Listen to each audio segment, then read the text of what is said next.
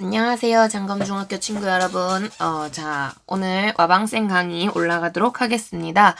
수업을 진행하다 보니까 우리 학생들 서양사에 대해서 약간 좀 배경 지식이 좀 부족한 느낌이 들어서 중세 부분부터 해서 약간 복습 강의를 올릴까 해요. 그래서 일부는 시험 범위와 관련 있고 그렇지 않은 부분도 있긴 한데 이제 봉건사회, 중세 봉건사회 부분부터 약간 복습하는 강의를 지금부터 올려보도록 하겠고요. 3학년 학생들은 그 역사 1 범위 기억 안 나면 요거 보고 조금 복습이 됐으면 좋겠습니다. 그래서 오늘 수업 테마로는 이제 중세라는 시기에 대해서 조금 더 깊이 있게 알아보려고 하는데요. 선생님 지난 시간에 우리 좀 설명을 했던 것처럼 일반적으로 서양의 시대는 맨 처음에 고대, 그리고 이어서 중세, 그리고 지금 우리가 배우는 근대, 나중에 배울 현대라는 4개의 시기로 보통 구분이 됩니다. 그 중에서 역사 1 범위에 해당하는 게 중세라는 시기까지다 라고 얘기를 했었고요. 그 중에서 이제 이 중세라는 시기는 보통 로마 제국 멸망 이후, 특히 이 로마 중에서도 서로마 제국의 멸망 이후 시기부터를 흔히 중세라고 부르게 되는데요. 왜냐면 이 서로마가 당시 이제 게르만족이라고 불리던 요 민족이 이제 대거 로마로 이동을 하게 되면서 보통 멸망을 했다라고 이제 추측을 하는데요. 이 중세 사회가 앞에 나왔던 고대 사회랑 이 게르만이 주인인 이 사회가 앞에 로마가 지배하던 지중해 중심의 사회랑은 굉장히 큰 뭔가 시스템적 차이가 있었다라는 거죠. 어떤 차이가 있었냐? 첫 번째, 로마는 로마 제국이라고 해요. 그죠? 뭐 중간에 공화 정도 있긴 했지만 일반적으로 황제가 다스리는 굉장히 강력한 황제 권력이 강력한 중앙 집권적인 시스템 형태를 띠게 되는데요. 게르만족들은 프랑크 왕국을 중심으로 한때 통일이 된 적도 있으나 결과적으로는 우리가 흔히 봉건제라고 불리는 지방 분권적인 형태의 시스템으로 나라를 다스리게 되고요. 요 점이 굉장히 좀 로마랑 차이점이라고 볼 수 있는 거죠. 고대랑 큰 차이점이에요. 그래서 봉건제라는 시스템이 아주 중요했다라는 거라고 볼 수 있고요. 그 과정에서 이제 봉건제 지방 분권적이기 때문에 지방마다 색깔이 가지각색이 돼요. 어떤 지역은 뭐 동그라미 방식으로, 어떤 지역은 별표 모양 방식으로 통치가 굉장히 각양각색으로 나눠지게 되는데 이 과정에서 요 봉건제로 다스린 지는 이 서유럽 지역의 사람들이 흔히 서유럽 혹은 그냥 유럽 해도 되고요. 유럽 지역의 사람들이 이렇게 서로 다른 색깔을 지녔음에도 불구하고 굉장히 우리는 하나의 유럽인이다. 우리는 같은 서양 사람이다. 요런 인식이 어느 정도 있었다라는 거죠. 뭘 통해서 있었느냐? 바로 같은 정신적 색깔을 지니고 있었기 때문에 정신적으로 우리가 모두가 로마 말기에 등장했던 크리스트교라는 걸로 뭉쳐져 있었다라는 거고요. 이 당시에는 이걸 보통 크리스트교라고 부르지만 이 크리스트교는 오늘날로 치면 카톨릭, 천주교에 해당하는 종교가 되겠습니다. 그래서 당시 유럽 사회는 교황님을 중심으로 굉장히 똘똘 뭉쳐 있었다라고 봐주시면 되겠고요. 그래서 중세 사회는 이전 고대와는 다르게 봉건제라는 새로운 통치 시스템이 등장했다는 거. 그리고 그 과정에서 유럽인들을 하나로 묶어주는 크리스트교의 색깔이 굉장히 강력했다는 거. 요걸 특징으로 볼 수 있는데요. 그러면서 이러한 문제점들 때문에 당시 중세 사회는 국왕, 황제 내지 국왕의 권력이 굉장히 약한 편이었다라고 볼 수가 있고요. 반대로 영주, 기사, 요런 계층의 권력이 굉장히 강해진데요. 특히 이 중에서도 압도적으로 보통 세력이 강했다라고 표현이 되는 게 바로 교황입니다. 왜냐하면 국왕 혹은 황제조차 하나로 만들지 못했던 유럽 사회를 이 교황이 하나로 뭉쳐버리고 있었기 때문에, 그리고 모든 사람들이 하나같이 크리스트교를 믿기 때문에 굉장히 교황의 권위가 높았다고 볼 수 있는 거죠. 쉽게 해서 우리 흔히 그런 거 있잖아요. 왜 아이돌 팬들 앞에서 그 아이돌 함부로 욕하면 안 된다는 거. 근데 방탄소년단 팬들 막 팬 모임이 있는데 거기 가서 방탄소년단을 깐다고 생각을 해보세요. 몰매 맞겠죠? 약간 그런 느낌으로 당시 유럽 사회가 교황님, 신의 말씀대로 움직이고 있는데 그 누구도 교황을 무시할 수도, 부정할 수도 비판할 수도 없었다라는 거예요. 그래서 교황의 힘이 점차 굉장히 강해지고요. 특히 교황이 굉장히 파워가 강해졌구나라는 상징으로 우리는 흔히 간호사의 굴욕이라는 사건을 배우게 되죠. 그래서 그러니까 중세사회라는 건 흔히 정리를 좀 해보자면 정신적으로는 크리스트교로 무장돼 있고 정치적으로는 봉건제로 무장이 돼 있어서 경제적으로는 장원이란 시스템 속에 농노들이 농사를 지으면서 생활을 하는 요런 게 중세사회 분위기다라고 보시면 되겠어요. 근데 이러한 중세사회에서 특히나 세력이 강했던 교황은 점차 이런 자신의 권위를 좀 더 확장시키고 과시하고 싶다는 생각을 하게 되고요. 이 과정에서 교황은 약간의 무리수를 던지게 되죠. 바로 그 유명한 십자군 전쟁이라는 걸 터뜨리게 되는데요.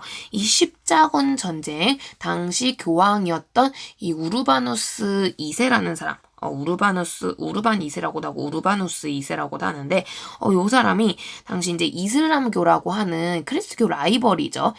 이슬람교가 예루살렘이라는 지역을 이제 이슬람의 영토로 가지고 있다라는 거죠. 예루살렘이 어떤 곳이냐? 이름에서 약간 필링이 오겠지만 예수님이 태어난 곳이에요.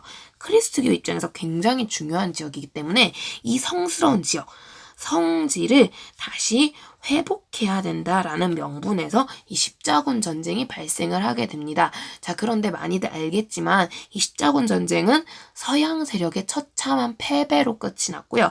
심지어 이게 십자군 전쟁이 단순히 패배로 끝나는 게 아니고 이 전쟁이 이제 한 번 있었던 게 아니라 여러 차례 발생하는데 이 여러 차례 발생하는 과정에서 처음에 굉장히 순수하고 진짜 신앙의 힘, 종교적인 목적에서 전쟁이 시작됐다면 뒤로 가면 갈수록 되게 세속적이고 상업적인 영토를 넓히고 싶다. 여기 있는 보물을 약탈하고 싶다. 요런 목적으로 변질이 됩니다. 그러니까 사람들이 보기에 십자군 전쟁이 별로 멋있는 전쟁처럼 보이지 않는 거예요. 그런데 이 전쟁을 추진했던 인물이 누구냐? 교황님이거든요. 교황님이 그래요. 우리는 이길 수 있다. 우리가 십자가를 몸에 걸고 전쟁에 나서기 때문에 신께서 우리를 지켜주실 거다. 신께서 지켜주는데 왜 우리가 전쟁에 져요?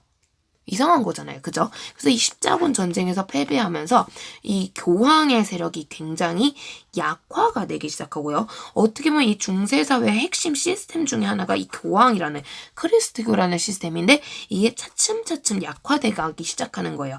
그러면서 중세가 근대로 이동할 준비를 시작합니다. 그래서 어떻게 보면 십자군 전쟁은 그 시작점에 해당한다 볼 수 있는데요.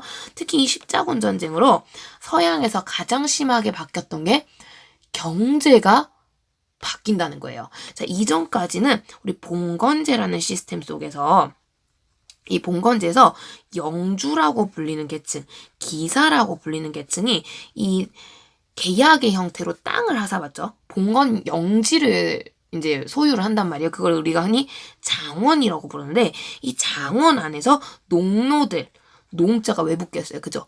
농사 지으면서 생활하는 게 일반적이라는 거예요. 그러니까 이 중세사회의 기본적인 경제 시스템은 농촌 시스템으로 운영이 되는데 이 십자군 전쟁에서 이 군대들을 먹여 살리고 이슬람으로 개척을 가는 사람들이 등장을 한다는 거죠. 그리고 상인 집단들이 성장을 하기 시작한다는 거고요. 그러면서 굉장히 상업이 발전합니다. 그러면서 상업, 무역, 교역, 교류 같은 게 발전하게 되고요. 그러면서 이 무역과 상업을 주도할 상인들이 머무는 지역, 도시가 등장하기 시작해요. 그래서 지중해 지역을 중심으로 큰 대도시들이 발전하기 시작한대요. 그러면서 어떻게 보면 봉건제의 경제 시스템이 무너져가고 있었다라는 걸 볼 수 있는 거죠. 그러면서 실제 이 도시 지역이요, 상당히 상업적 교류를 통해서 상당한 돈을 법니다. 특히 이때 가장 유명했던 교역물 중에 하나가 후추인데요. 지금 우리 아무렇지도 않게 슈퍼마켓에 한 1,000원, 2,000원이면 사먹는 이 후추, 당시에는 후추 무게가 금의 무게와 동일하다 할 정도로 굉장히 고귀한 사치품에 해당하는 거였고요. 요런 것들을 이용해서 도시에 살고 있는 상인들이 굉장히 돈을 많이 벌어요. 돈을 많이 버니까 이 상인들 입장에서 영주 밑에서 부려먹어지는 거, 세금 많이 내는 거 좋겠어요, 싫겠어요? 당연히 싫다라는 거고요. 그러면서 이 도시 지역이 그 막강한 돈을 이용해서 자유를 사기 시작해요. 자유를 구입하는 모습이 나오게 되고요. 그러니까 나는 농촌, 장원에서 사는 농노야. 그럼 반은 노예잖아요. 노예 같은 생활을 하고 있고, 나랑 똑같이 농노였던 사람 혹은 나랑 똑같은 평민이었던 사람인데 도시에 살고 있는 사람들은 자유롭게 교역을 하면서 지낸다는 거죠. 얘들아, 상식적으로 이러면 농노 당연히 도시에서 살고 싶지 않겠어요? 실제로 이 당시 농노들 중에 도시로 도망가는 사람들이 굉장히 많은데요. 근데 또 당시에 이 도시 지역의 법률 중에 하나가 일정 기간 이상 도시에 거주하면 이 도시인으로 인정해주는 그런 법률이 있었거든요. 1년하고 하루였던가? 366일, 그쵸? 그래서 그런 식으로 해가지고 인정을 받아서 도시민인, 시민까지는 아니더라도 최소한 이 농노가 영주 눈치를 피해 잘 도망가면 자유민은 될 수 있었던 거예요. 그랬기 때문에 이 당시 농노들은 굉장히 많이 도시로 이주하려는 모습, 도망을 가려는 모습이 보이게 되고요. 그러면 자연스럽게 장원에서 농사를 지어야 될 농노의 숫자가 부족해집니다. 그렇다면 장원에 남아있는 농노의 가치가 점차 올라간다는 거죠. 내 땅을 농사 지어줄 사람이 필요한데 농노의 숫자가 너무 적은 거야. 농노도 자기가 먹고 살아야 되는데 자기 땅 농사를 지어야 될 거 아니에요. 그죠? 무작정 영주 땅만 농사를 지어줄 수는 없단 말이죠. 그러다 보니까 이제 농노의 대우가 점차 개선되는 모습이 나오는데요.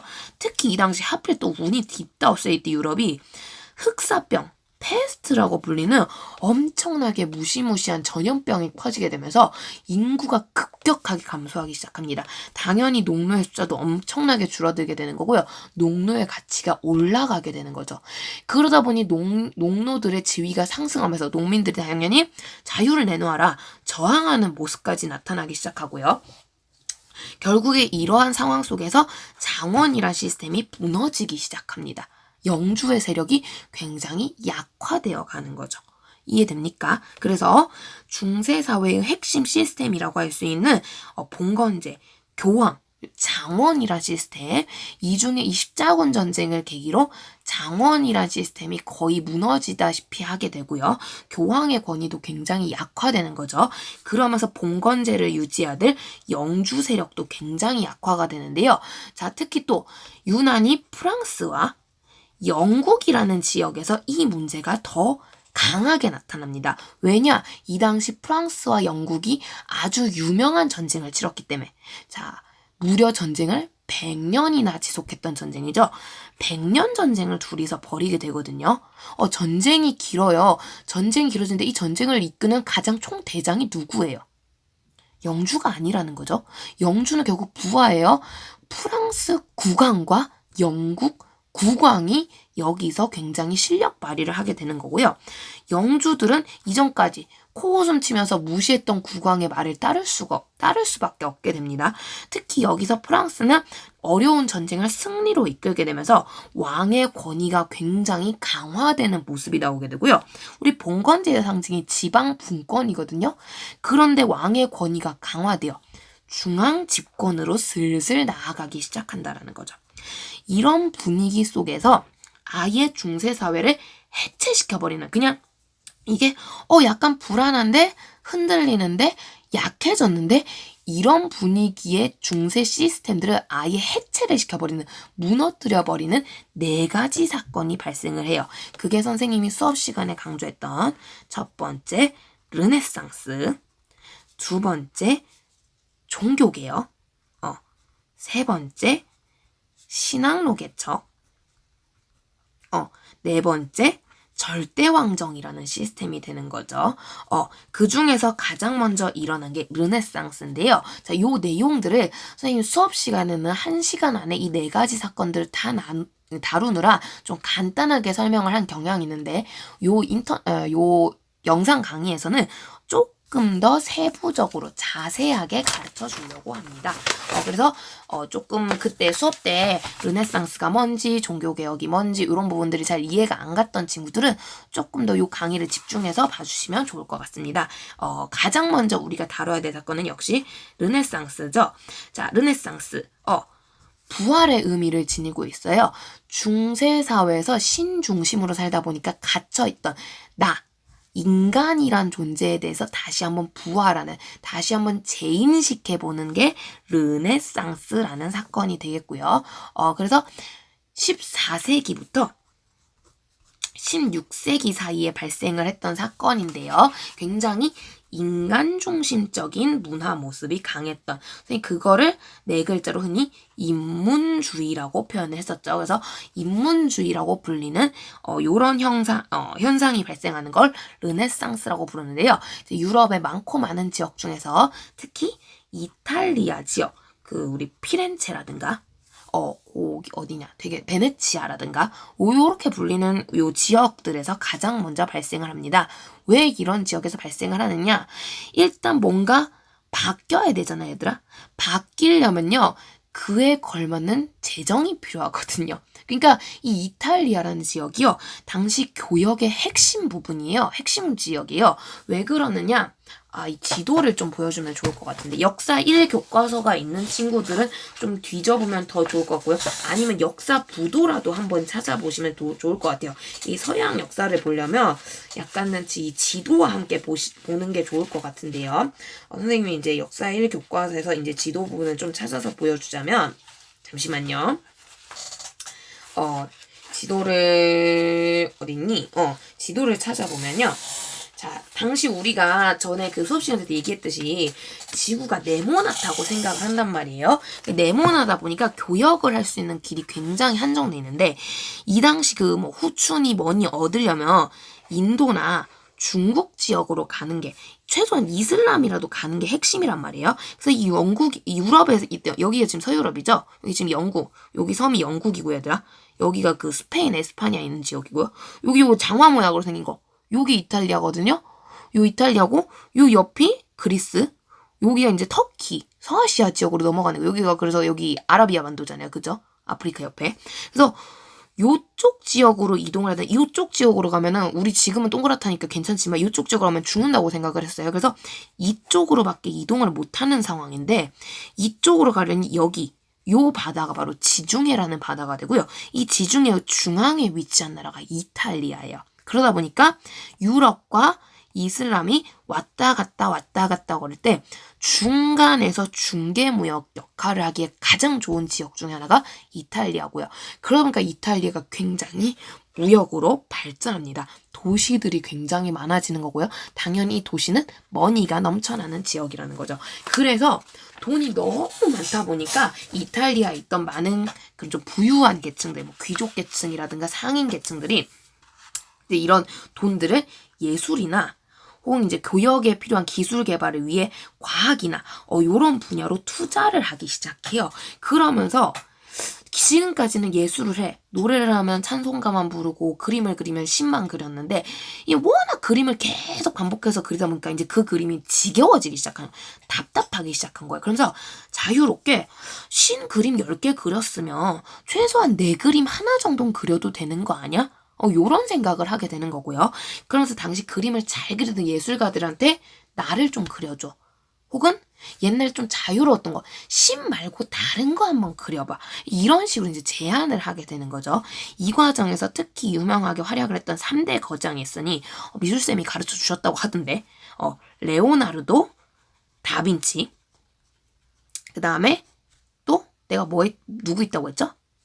미켈란젤로, 마지막 여러분이 제일 대답 못한 거, 라파엘로, 이 밖에도 굉장히 많은 예술가들이 이제 후원을 받아가지고 성장을 하기 시작합니다.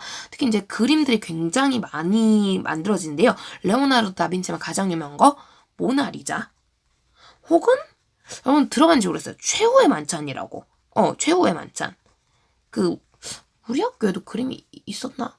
우리 학교는 없었던 거 아니에요. 그 최후의 만찬이라고 옛날에 그 다빈치 코드라는 소설에서도 다뤄졌던 굉장히 유명한 작품인데요. 예수님이 그 십자가에 못 박히기 전날 마지막에 만찬하시는 모습을 가지고 이제 그림을 그린 거예요. 그래서 되게 유명한 작품이고요. 모나리는 모르는 사람 없을 것 같고. 그래서 요런 그림들 레오나르도 다빈치가 그렸고요. 미켈란젤로 하면 제일 유명한 거, 우리 이티 손가락 이렇게 마주 보는 거, 그거 있죠? 천지창조 요런 거. 역시 미켈란젤로 작품으로 유명하고요. 라파엘로는 아마 선생님이 알기론 아테네 학당. 굉장히 이게 유명한 거예요. 아테네 학당. 그래서 뭐 플라톤, 소크라테스 뭐 이런 사람들이 이제 그 뭐 피타고라스 이런 사람들이 이제 공부하고 고민하는 모습을 담은 그림인데 실제로 그 그림 속의 모델에 본인을 집어넣었다고. 이거 미켈란젤로 작품이었나? 아무튼 뭐 그런 작품들이 이제 유명합니다. 나도 미술쌤한테 나중에 한번 물어보세요. 이런 작품들은. 그래서 이런 작품들이 예술사 발전에 기여를 하게 되고요. 이 과정에서 이제 신을 그릴 때 옛날엔 진짜 되게 성스럽게 고귀하게 그러면서 딱딱하게 그렸었는데 굉장히 생동감 넘치고 인간미를 강조하는 그런 방식으로 예술 분위기가 변해요. 그 인간 중심적인 분위기를 그런 식으로 담아내려고 했었고요. 과학도 발전합니다. 그래서 기술력이 개발되니까 망원경 같은 게 발명이 되고요. 그러면서 뭐 코페르니쿠스나 갈릴레이 같은 사람들이 등장해서 기존의 신이 말씀하셨던 교황이 말씀하셨던 우주에 대한 인식, 세계에 대한 인식에 대해서 의문을 제기하죠. 망원경으로 관찰해 보니까 약간 좀 설명이 이상하거든. 분명히 지구가 평평하다고 이런 모양이라고 얘기를 하셨는데 그렇게 보기에는 망원경으로 관찰하니까 지평선이 약간 볼록한 게 보인다라는 거죠. 왜? 지구는 동그란 모양이니까.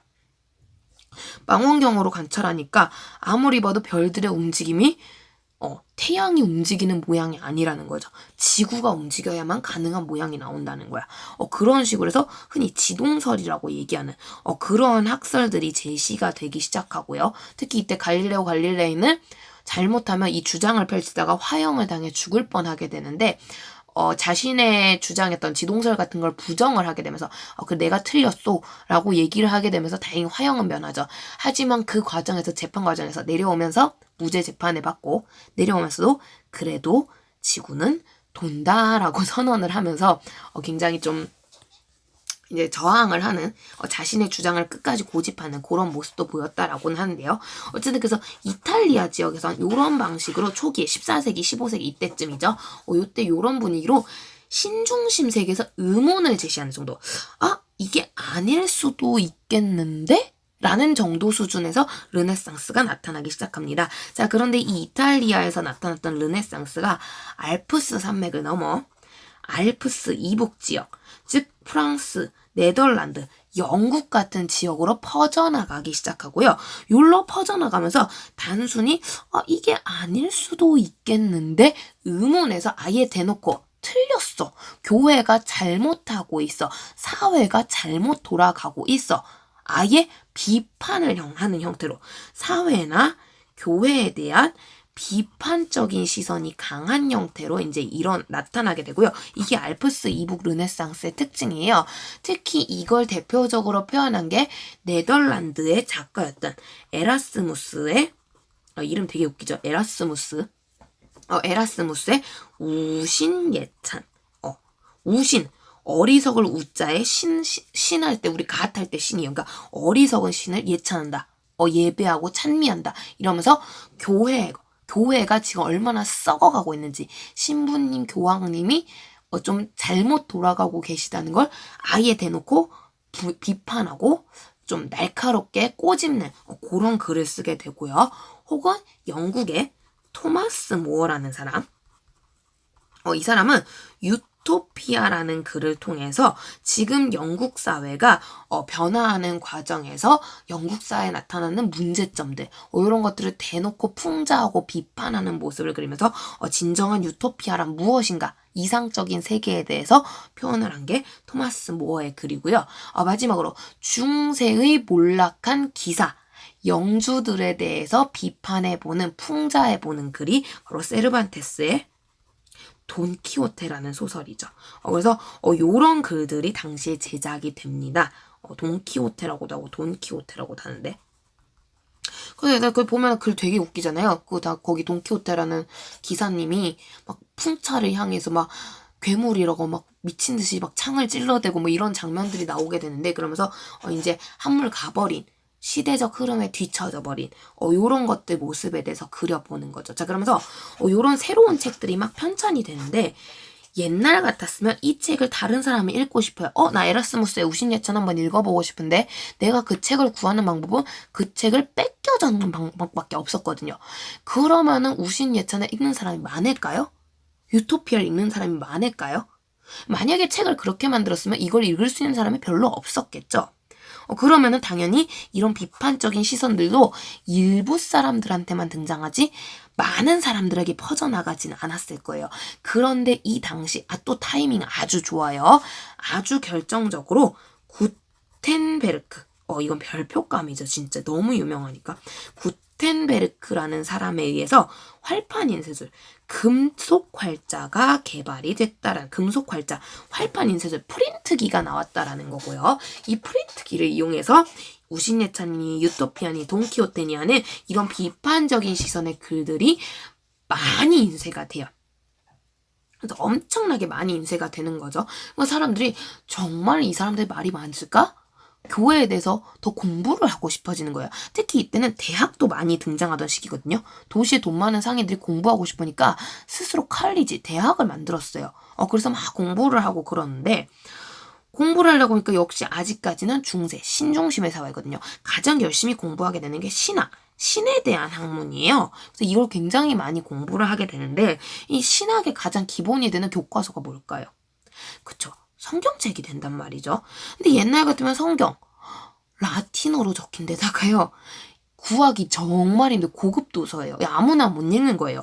굉장히 희귀책인데 구텐베르크가 활판 인쇄술을 만들면서 이 성경책을 막 찍어내기 시작해요.